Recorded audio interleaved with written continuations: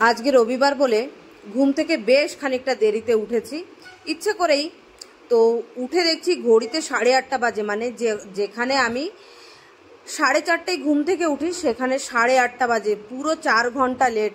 বোঝো এবার আমার কাজে তাহলে আমি কি করব, চারিদিকে কাজ ছিটানো, আমি কি করব বুঝতে পারছি না।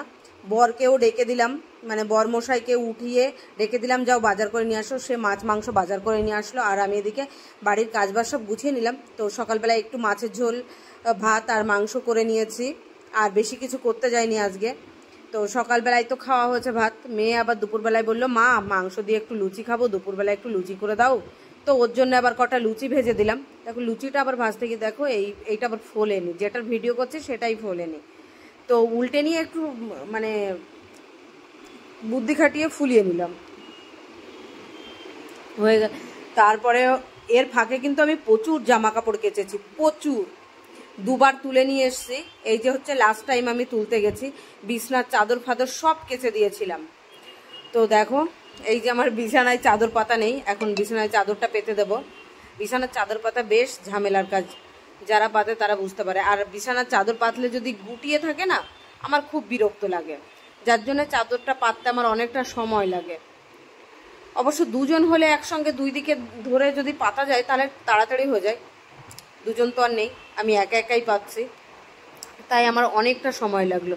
মানে আবার আমি কি করি, পাশ দিয়ে গুজে দিই বিছানার চাদরটা, মানে একদম বিছানার নিচের দিকে ঢুকিয়ে দিই যাতে ফট করে গুটিয়ে না আসে। আমার মনে হয় প্রত্যেকেই তাই করে নাকি।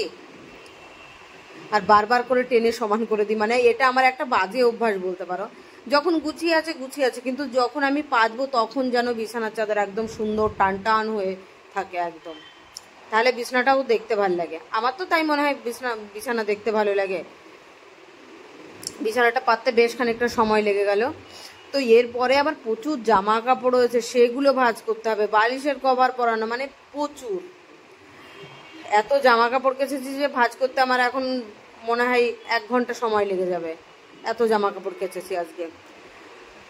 মানে এত বৃষ্টি হচ্ছিল যে জামা কাপড় মাঝখানে কাচতেই পারিনি। আর গতকাল অ্যাকচুয়াল আমি স্কুলে আমার একটা অনলাইনের কাজ চলছে, যার জন্য প্রচুর সময় লেগে গেছিলো। স্কুল থেকে আমি শনিবার তাড়াতাড়ি ফিরতে পারিনি, আমার সন্ধ্যা হয়ে গেছিলো বাড়ি ফিরতে, যার জন্য গতকাল আর আমি কোনো কাজই করতে পারিনি। আজকে বৃষ্টি, তার মধ্যেই জামা কাপড় ফাপড় সব কেচে দিয়েছি।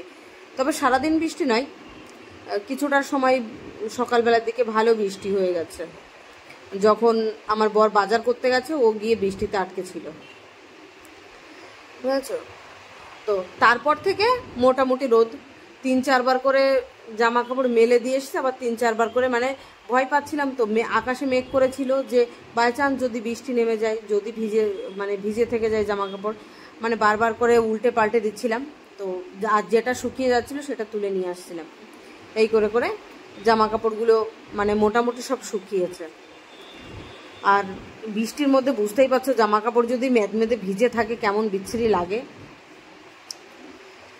তো এই হচ্ছে সারাদিনের কাজবাজ। আর বিকেলবেলার দিকে আমার বরের সঙ্গে আমি একটু ঘুরতে বেরিয়েছিলাম, একদম আমাদের বাড়ির সামনে দিয়ে গিয়ে হলি ফ্যামিলি স্কুলের সামনে দিয়ে হয়ে চার্চের সামনে দিয়ে, চার্চের কাছে একটু বসে সেখানে একটু ভিডিও করলাম, ভিডিও করে নিয়ে তারপরে এসে আবার গভর্নমেন্ট কলেজের মাঠের মধ্যে একটু গেলাম।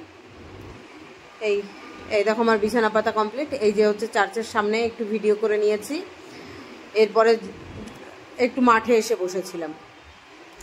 এখন আমার রাতের কাজ বাজ বাকি, মানে রাতের রান্না বান্না বাকি, আর দুপুরে খাওয়া দাওয়া করে এখন